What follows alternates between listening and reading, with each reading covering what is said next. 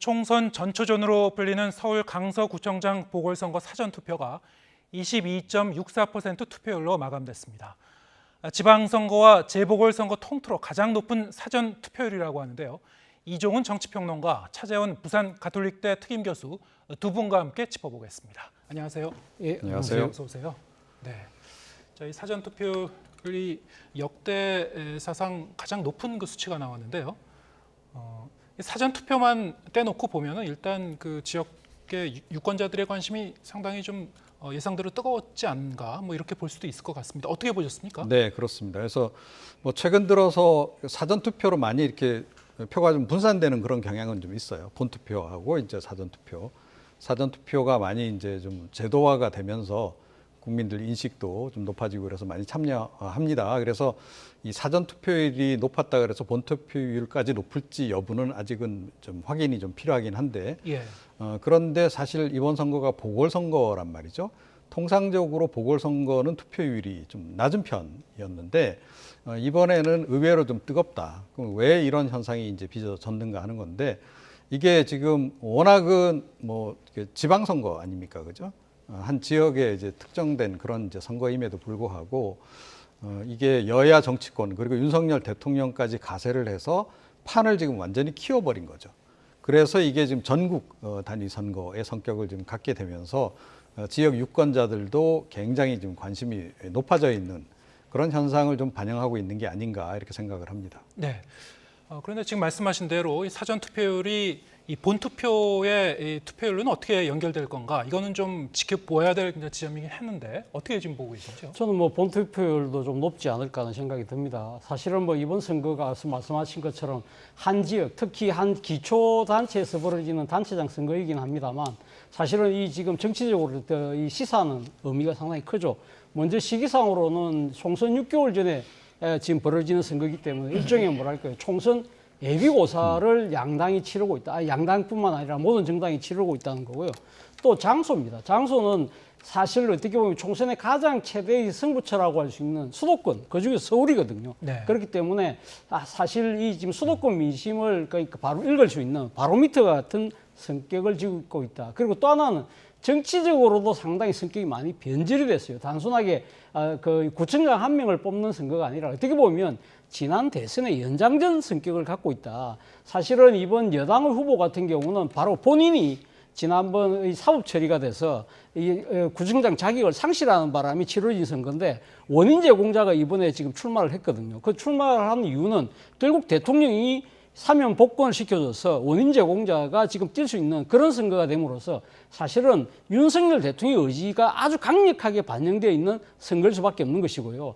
민주당의 입장에서는 이재명 대표가 지난번 구속영장 기각에 의해서 상당히 정치적으로 기사회생하면서 이 지금 어떻게 보면 민주당이 유리한 지역에서 열리는 이 구청장 선거에서 완성을 해야만 전국 주도권을 잡을 수 있다. 그렇다고 한다면 어떻게 보면 윤석열, 이재명 이 지금 어떻게 보면 양 정파의 보스 간의 좀 맞짱 승부 같은 네. 그런 성격을 지니고 있기 때문에 아무래도 지금 본선거에 임하는 유권자들 입장에서도 예. 관심과 의지가 좀 높아질 수밖에 없는 상황인 것 같습니다. 예, 지금 말씀하신 대로 이번 보궐선거의 판이 상당히 좀 커졌습니다.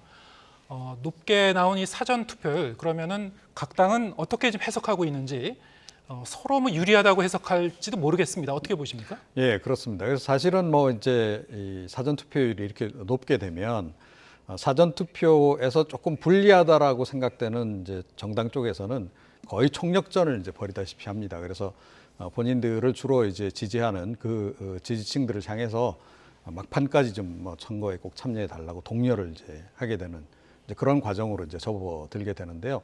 이번도 그 비슷한 양상이 좀 벌어질 것 같아요. 그러면서 이제 양당이 서로 이제 어떻게 보면 이제 그 투표 참여 운동 경쟁을 이제 벌이게 되는데요. 지금 뭐 전반적으로 이제 해석은 아무래도 투표율이 높으면 젊은 층들이 그만큼 투표장에 많이 나왔다는 얘기 아니겠는가. 집에서 놀기보다는 투표하는 쪽으로 이제 더 힘을 실었다. 예. 그렇게 본다면 이제 역시 야당이 좀 유리하지 않겠냐 이런 해석이고 투표율이 낮은 경우에는 이제 아무래도 투표 충성도가 높은 연령층이 투표장에 많이 나온 것이기 때문에 그분들은 그대로 나온 거고 젊은 층이 안 나왔기 때문에 지금 여당이 유리할 거다 이렇게 지금 해석은 하고 있습니다. 그런데 이것도 사실은 옛날 공식이고 최근 들어서는 많이 이제 이게 깨진 그런 그 상황이라서 이번 같은 경우에는 막판까지 양당이 이제 투표 참여 운동을 활발하게 전개하면서 결국은 어느 층이 더 이제 투표장에 많이 나오느냐 그 여부를 이제 지금은 가늠하기가 좀 어려운 상황이 아닌가 이렇게 생각을 합니다. 예, 알겠습니다. 잠깐 속보 하나 전해드리고 가겠습니다. 조금 전에 끝난 이 축구 대표팀의 결승전 한일전에서 우리 팀이 승리를 했습니다. 황선홍 감독이 이끄는 아시안 게임 남자 축구 대표팀이 금메달을 따냈습니다. 한국 대표팀은 황릉 스포츠센터 스타디움에서 열린 일본과의 결승전에서 2대1 역전승을 거뒀습니다. 이번 금메달 획득으로 우리 축구 대표팀은 2014년 인천, 2018년 자카르타에 이어서 아시안 게임 3회 연속 금메달의 역사를 쓰게 됐습니다. 네. 또 배드민턴에서도 반가운 소식이 있었는데요. 항저우 아시안 게임 배드민턴 여자 단식에서 안세영 선수가 금메달을 차지했습니다. 안세영 선수는 배드민턴 여자 단식 결승에서 다리 부상에도 불구하고 라이벌 중국의 천이페이를 세트스코어 2대1로 꺾고 우승을 차지했습니다. 한국이 아시안 게임에서 배드민턴 여자 단식 금메달을 차지한 건 지난 1994년 히로시마 대회 때 이후 방수현 선수가 당시에 이제 금메달을 땄는데요. 그 이후에 29년 만입니다. 네, 대담 계속 이어가겠습니다. 이번 높게 나온 그 사전 투표를 좀 어떻게 해석할 것인가 그거를 이제 말씀해 주셨는데 일반적으로는 뭐 야당이 유리하다고 특히 민주당 쪽에서는 뭐 적극적으로 좀 그렇게 해석을 하고 있는데 어떻게 보십니까? 글쎄요. 그러니까 지금 말씀하셨습니다만 사실 어떻게 보면 그러니까 지금 투표율이 높다는 것 자체는요. 사실 어떻게 보면 이 지금 조직을 많이 갖고 있는 쪽보다는 좀 더 이 바람에 많이 그러니까 선거 전략을 의지하는 척이 유리할 수 있다. 그런 측면에서 본다고 한다면 아무래도 바람이 분다는 것 자체는 지금 뭐 야당에게 유리할 수 있다고 보지만 그러나 이 지금 이 서울 강서 같은 경우는 민주당에 원래 유리한 지역이다고 많은 사람들이 보는 거예요. 지금 예. 이 지금 강서 같은 경우에 국회의원 선거구가 3곳이 있습니다만 전부 다 민주당 현역 의원이 지금 있을 정도로 상당히 정치적 지형이 유리한 곳에서 투표율이 높다고 한다면 이것이 무조건 야당에게 유리하기보다는 어떻게 보면 거기 약간은 이 여당 입장에서 불리한 지역에서 투표율이 높다는 건 여당 입장에서는 그 바람이 우리 쪽으로 부는 거 아니냐고 상당히 또 이 긍정적으로 해석할 수 있는 여지도 분명히 있거든요. 제가 봤을 때는 그렇습니다. 그러니까 지금 투표율보다는 막판까지 양당이 어떠한 선거 전략을 갖고 이 끝까지 그러니까 최선을 다하느냐에 따라서 상당히 승패가 갈리지 않을까 하는 생각이 듭니다. 네. 본투표가 열리는 다음 주 수요일을 앞두고 그럼 연휴 기간에 양당 지도부가 총력전을 펼칠 텐데요. 역시 이제 보궐선거는 조직 동원이 중요합니다. 어떻게 임할까요, 양당이? 그러니까요. 그러니까 이번 같은 경우에는 제가 보기에는 거의 뭐 대선급 선거를 치르는 그런 기분이에요. 그러니까 양당 모두 뭐 이 지도부가 뭐 전체적으로 나서서 굉장히 전면에 나서서 지금 이제 선거전을 이끄는 그런 그 선거입니다. 그래서 어떻게 보면 후보자들이 좀 상대적으로 좀 부각이 덜 되는 것 같아요. 그리고 이제 그 대신에 이제 지도부를 비롯해서 지금 선대위에 이제 참여하고 있는 거물급 정치인들이 오히려 존재감을 더 이제 뽐내고 있는 이제 이런 상황이 좀 돼버린 겁니다. 그래서 이게 상당히 좀 이례적이긴 한데 네. 어찌됐건 이게 내년 총선 전초전 성격을 이제 강하게 띠다 보니까 전국 단위에서 뭐 이른바 대선급에 속하는 대선 주자급에 속하는 인사들도 적극적으로 지금 참여하고 뛰어들고 있는 이제 그런 그 국면입니다. 그래서 이 국면은 아마 이제 뭐 끝으로 갈수록 점점 더 가열되겠죠. 오늘 또 사전 투표율이 높았기 때문에 더 아마 투표 참여 독려를 하기 위해서 더 적극적으로 나서지 않을까 그렇게 생각을 합니다. 네, 남은 기간 동안에 양당이 어떤 뭐 전략을 달리할 여지는 없을 것 같은데 뭐 그래도 우리가 예기치 못한 뭐 변수가 나올 수 있습니까? 글쎄요. 그러니까 지금 뭐 이번 수요일이긴 합니다만 시간이 그렇게 많지는 않지만 일단 뭐 양당 입장에서는 기존의 전략을 상당히 그러니까 고수하면서 네. 아마 막판 이렇게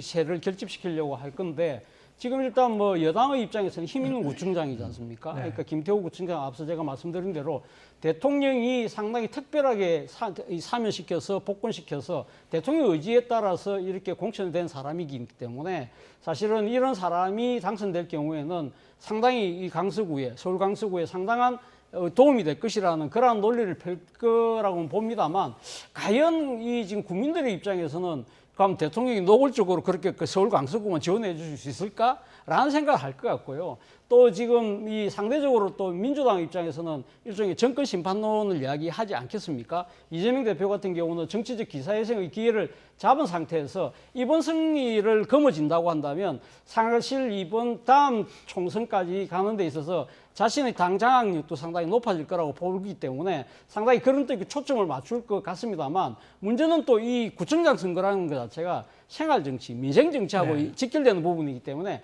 지나치게 정치 과잉의 그러한 퍼포먼스 자체가 또 어떻게 작용할지 그것도 좀 지켜볼 대목인 것 같습니다. 예. 남은 기간 동안에 이재명 민주당 대표가 과연 유세 현장을 찾을지 그것도 관심이었는데 오늘 원래는 찾겠다 이렇게 기자들에게 메시지를 보냈다가 다시 이제 취소가 됐습니다. 네. 어떻게 보셨습니까? 그러니까 아주 상당히 이례적이죠. 그래서 예. 이제 그 배경에 이제 관심이 이제 쏠리고 있는데요. 정말 이제 건강 때문인 건지 아니면 또 다른 이유가 있는지 이렇게 이제 여러 가지 해석이 나오고 있습니다. 저는 뭐 이제 건강보다는 또 다른 이유일 가능성이 높다라고 저는 생각을 해요. 네. 아마 저울질을 했겠죠. 이재명 대표가 직접 이제 가서 이 선거 자체를 이제 윤석열 대 이재명 구도의 선거로 이제 끌고 가면서 승리를 이제 이끌게 되면 결국 이제 그 공도 다 자기가 가질 수 있는 거 아니겠어요? 그 반면에 이제 역풍 이제 우려도 좀 있는 거죠. 그건 뭐냐 하면 뭐 사법 리스크, 그러니까 구속 면함으로 해서 상당히 좀 벗은 건 맞는데 그렇다고 해서 완벽하게 지금 벗어난 상태는 아니란 말이에요. 네. 그리고 수도권 선거에서는 특히 중도표가 이제 또 굉장히 중요합니다. 중도층이 어디로 가느냐가 중요한데 지금 전반적으로는 민주당이 앞서가고 있다라고 민주당 쪽에서는 보고 있는 것 같아요. 그런 상태에서 괜히 이재명 대표가 여기 직접 이제 관계를 함으로 해서 사법 리스크에 대해서 부정적인 중도층 일부라도 좀 떨어져 나간다라고 전제하면 또는 투표장에 안 나온다라고 전제하면 그게 또 변수가 혹시 될 수도 있다.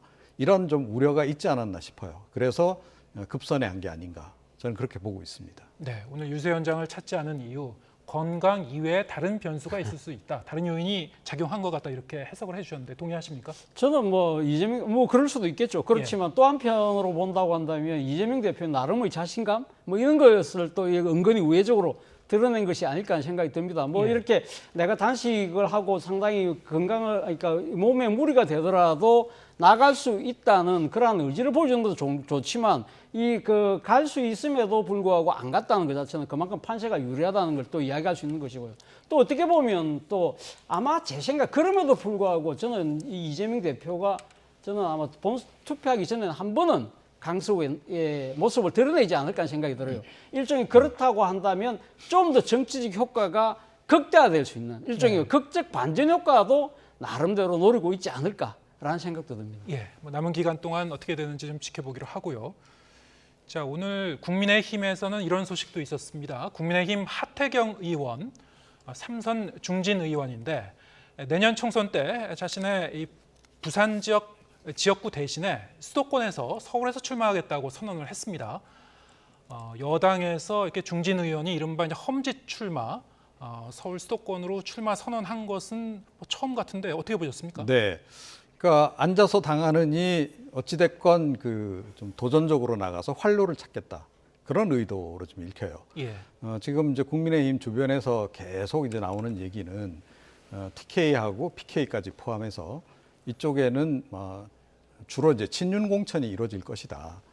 그래서 낙하산들이 대거 내려올 가능성이 높고, 그러면 기존에 이제 여기서 이제 국회의원 하고 있던 분들은 다 정리 대상이 될 가능성이 높다라는 이제 그런 얘기가 계속 나오고 있어요. 이게 뭐 지금 요즘에 나온 얘기가 아니고 이미 올해 초부터 계속 그 얘기가 나왔고, 실제로 지금 이제 현장에서 뛰고 있는 그런 이제 정황들도 이제 많이 포착이 되고 있어요. 이런 상태에서 이제 밀려날 위기에 처한, 그러니까 비윤계 특히 의원들 같은 경우에는 가만히 앉아 있으면 나중에 공천도 못 받고 그냥 출마도 못 하고 이렇게 돼버리는 상황이 이제 벌어질 수 있는 거죠. 네. 자, 친윤들이 지금 주로 많이 몰리는 지역이 TK하고 PK입니다. 예. 역시 그쪽이 텃밭이기 때문에 그쪽이 가능성이 높다고 보고 친윤 간에도 경쟁이 좀 굉장히 치열한 그런 그 지역이 돼버린 거죠. 그 반면에 수도권 지역은 아무래도 조금 이제 조심스럽지 않겠어요? 그래서 친윤들이 생각만큼 그렇게 많이 이렇게 여기 출마하겠다라고 달려들지 않는다라는 거죠. 그 틈을 이제 뚫고 나가서 만약에 자기가 이제 그 비윤임에도 불구하고 수도권에서 험지에 출마해서 당선이 되게 되면 또 다른 기회를 찾을 수 있는 겁니다. 네. 그러니까 특히 이제 하태경 의원 정도 되면 이제 대권도 볼 거예요, 아마 향후에. 그런데 여기서 수도권에 와서 만약에 당선이 됐다라고 한다면 차기 대권 주자로 가는데 굉장히 중요한 이 디딤돌이 될 수도 있는 거죠. 그래서 어떻게 보면 정치적인 승부수를 던졌다, 이렇게 이제 봐야 될 것 같고요. 그러면 나머지 이제 그 TK나 PK 지역의 이제 그 기존 국회의원들이 이 뒤를 따라갈 것인가? 네. 아마 지금 마음속으로 하태경 의원의 이번 결정을 보면서 미워하실 분들도 꽤 있지 않을까, 그렇게 생각을 합니다. 그래서 아마 그분들도 이제 향후에 굉장히 고민에 빠져들 가능성이 높다, 이렇게 생각을 합니다. 네. 선제적으로 정치적 승부수를 띄운 것이다. 지금 말씀하신 대로 이제 PK 지역에서는 이런 첫 번째 선례가 나왔는데 네. TK 지역에서도 이런 그 사례가 또 나올 것인지 지금 국민의힘 내부에서 좀 불안감을 갖고 있는 그 현역 의원들이 얼마나 있는지 좀 궁금하긴 한데 어떻게 전망하시는지요? 저는 상당히 아마 하태경 의원이 이번에 그 입장 표명이 상당한 정치적인 그 일종의 영향력 효과로 작용할 가능성이 크다는 생각이에요. 그렇습니까? 첫 예. 번째는 아마 지금 물꼬를 네. 텄다는 거죠. 예를 들면 지금 아까 뭐 다선 중진 말씀하셨지만 사실 지금 영남으로 대표되는 이 지금 국민의힘의 텃밭에 있어서의 새로운 그 이 좀 뭐랄까 세대 교체, 세피 수혈 이러한 부분들에 대한 상당히 욕구가 그러니까 이 지금 뭐랄까요 그런 이 요구가 상당히 지역에서 쇄도하고 있는 건 사실이거든요. 그런 예. 측면에서 보면 지금 하태경 의원이 삼선 의원임에도 불구하고 본인이 서울로 수도권을 옮기는 바람에 사실은 어떻게 보면 세피 수혈을 위한 새로운 물꼬를 뜻하는 거고 또 하나의 키워드는 압박이지 않을까. 앞서 네. 말씀하신 것처럼 지금 그 이 영남 쪽에 지금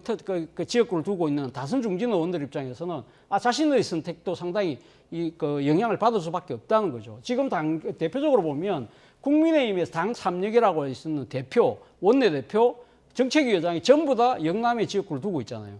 이분들 같은 경우도 상당히 어떤 결단에 내몰릴 가능성이 높다는 생각이 들고요. 전직 원내대표 같은 주호영, 정진석 이런 분들도 사실 어떻게 보면 지역구가 약간 특파적인 성격을 갖고 있잖아요. 이분들 같은 경우도 상당히 압박을 받을 수밖에 없고 문제는 이 파장이 단순하게 국민의힘만 그치는 것이 아니라 민주당에게도 상당히 영향을 미칠 수밖에 없다. 예. 민주당 내에서도 상당히 혁신이 할 때 동일 지역 3선 이상 그 출마 금지하자는 이야기가 계속적으로 나왔고 586에 대한 세대교체 여론도 상당히 내부적으로 들끓었잖아요.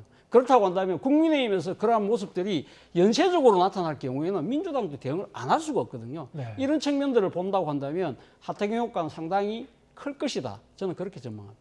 예. 상당히 큰 파장을 일으킬 것이다.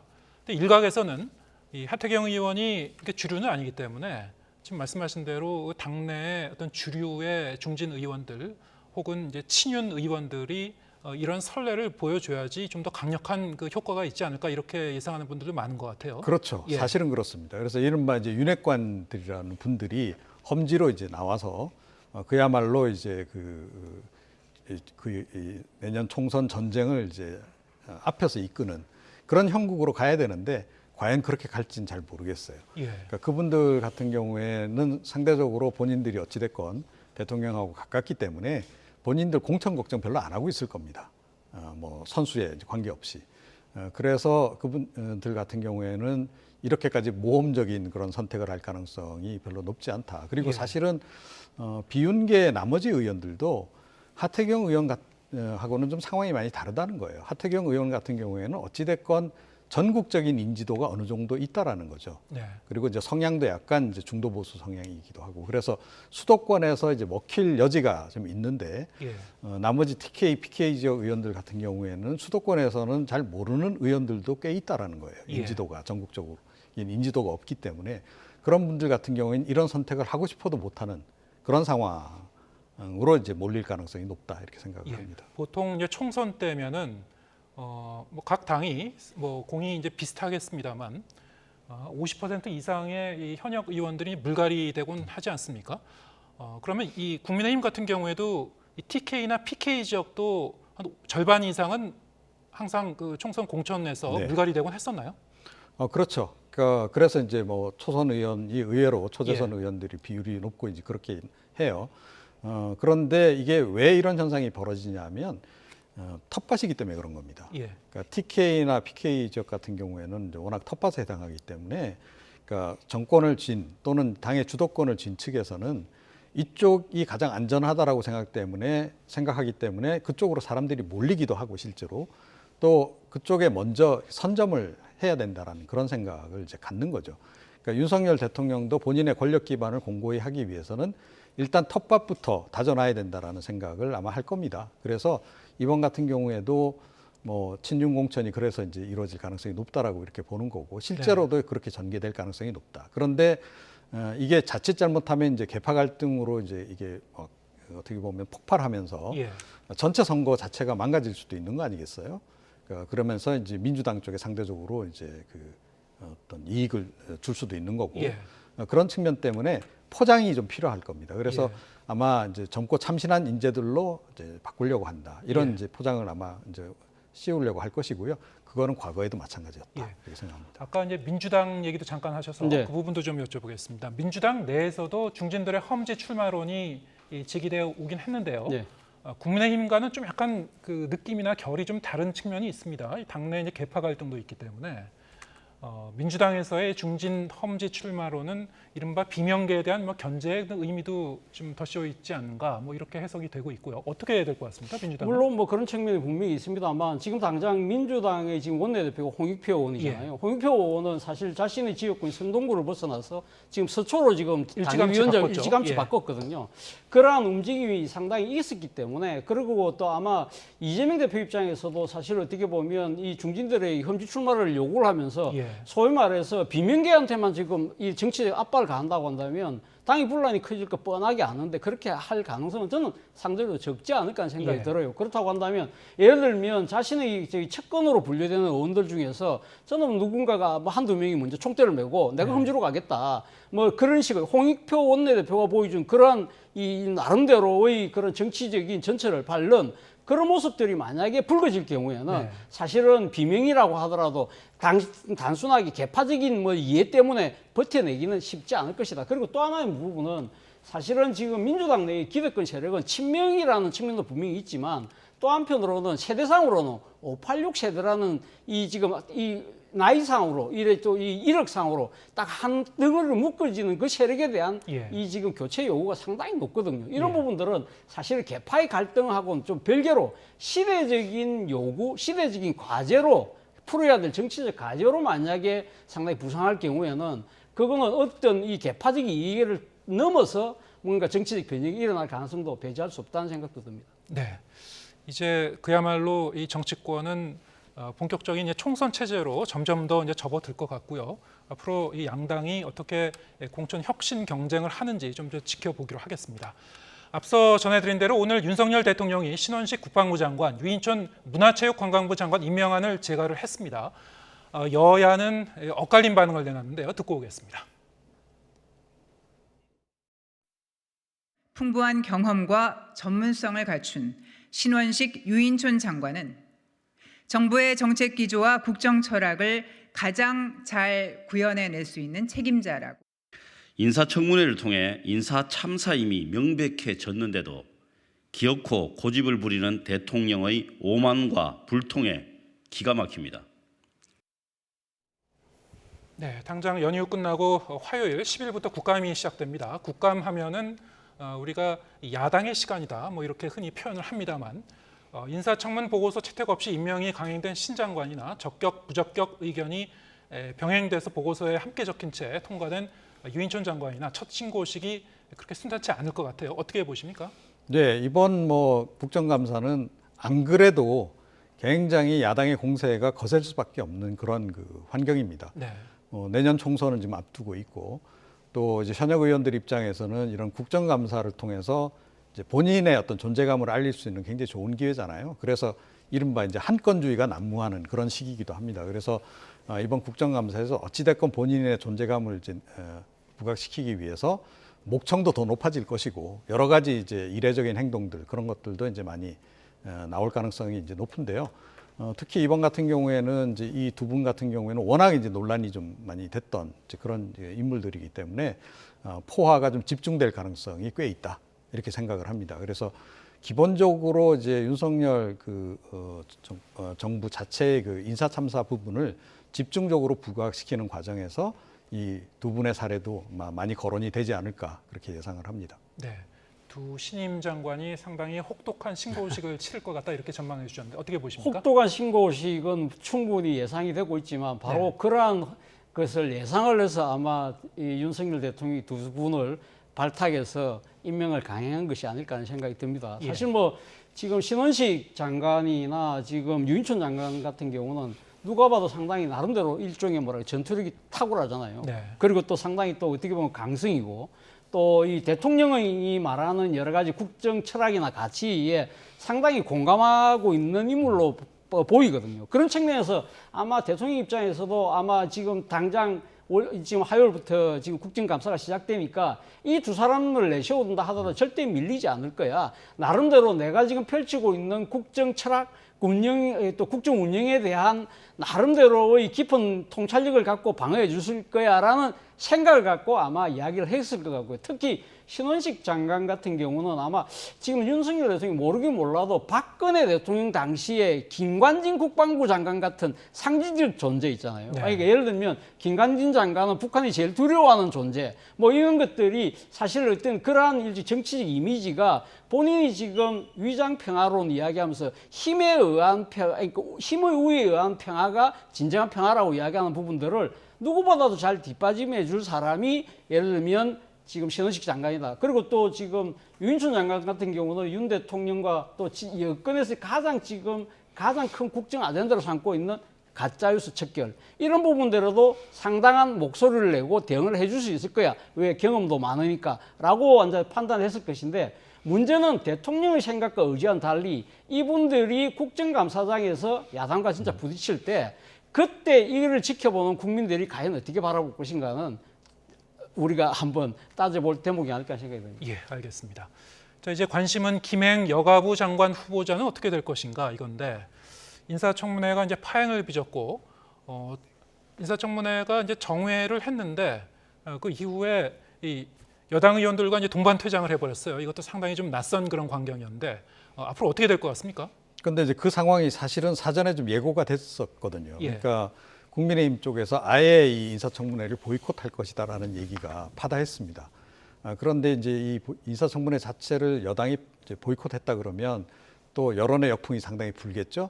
그걸 의식해서 일단은 인사청문회에 응하긴 한 거예요. 응하긴 했지만 이걸 길게 끌고 갈 생각은 애초부터 없지 않았나 이렇게 생각을 합니다. 그래서 충분히 해명이 좀 덜 됐음에도 불구하고 이쯤에서 마무리 짓는 게 좋겠다라는 아마 나름의 전략적 판단이 이제 국민의힘 쪽에서 있었던 것 같고 그에 따라서 이제 이 좀 행동을 좀 통일을 해서 김행 후보자가 이제 같이 나가는 그런 이제 선택을 한 것으로 보이는데요. 이게 사실은 굉장히 좀 나쁜 선례를 좀 남긴 것이 좀 큰 문제가 아닌가 싶어요. 안 그래도 인사청문회가 문재인 정권 때부터 굉장히 지금 유명무실화 지금 한 그런 상태 아니겠습니까? 인사청문회 개최하고 경과보고서 통과 안 돼도 그냥 임명 강행하고 그래서 상당히 좀 이제 그 문제가 있는 그런 그 상황인데 이번 이런 계기를 통해서 이게 거의 사실상 지금 무력화돼 버린 상태가 아닌가 그렇게 봐요. 그래서 향후에 뭐 아마 이런 일이 또 줄을 이을 가능성도 높다라고 생각합니다. 예. 그러니까 일정 기간 뭐 좀 참가만 좀 했다가 좀 거북한 질문이 계속 집중되고 그러면 그냥 회의장 나가서 안 들어오는 행방불명 돼버리는 이런 사례가 앞으로도 더 뒤를 좀 이을 것 같아서 좀 우려가 좀 되는 그런 그 상황입니다. 네, 나쁜 선례를 남긴 셈이다.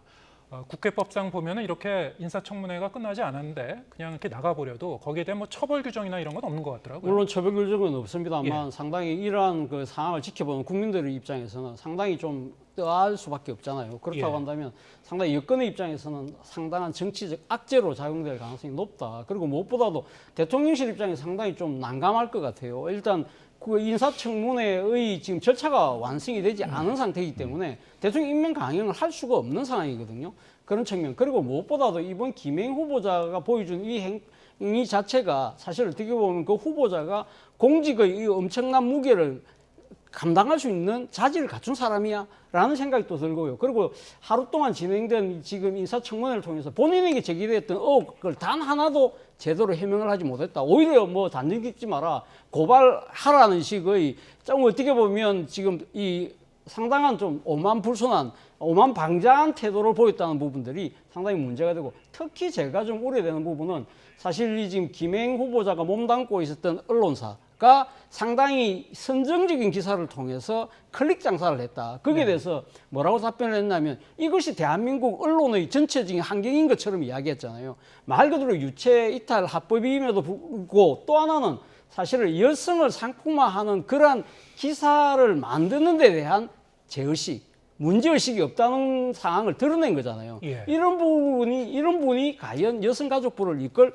수장일 수 있을까라는 국민들의 지탄이 저는 상당히 아마 이 대통령이나 여당 입장에서 상당히 부담스럽지 않을까 생각이 듭니다. 예.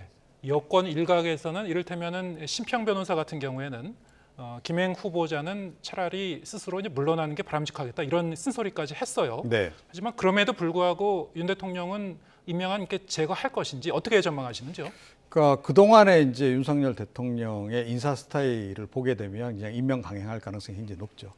자, 그런데 지금 이제 이게 공교롭게도 보궐선거하고 좀 맞물려 있고, 그러니까 전국화된 보궐선거란 말이에요. 게다가 그래서 윤 대통령 입장에서도 굉장히 중요한 선거기도 하고, 그다음에 국민의힘 내에서 최근 들어서 이 대통령실에 아주 직접적으로 그렇게 대놓고 이야기하는 분들은 별로 없지만 자기들끼리 굉장히 수군대는 그 여론이 이제는 대통령이 국정기조를 바꿔야 된다는 얘기가 네. 많이 나와요. 예. 그러지 않으면 내년 총선 어려워질 거다라는 얘기가 나오고 있습니다. 그래서 직간접적으로 이제 대통령실 쪽에도 많이 좀 전달이 되고 있는 것으로 그렇게 알고 있어서 어쩌면 조금 다른 결정이 나올 수도 있다. 네.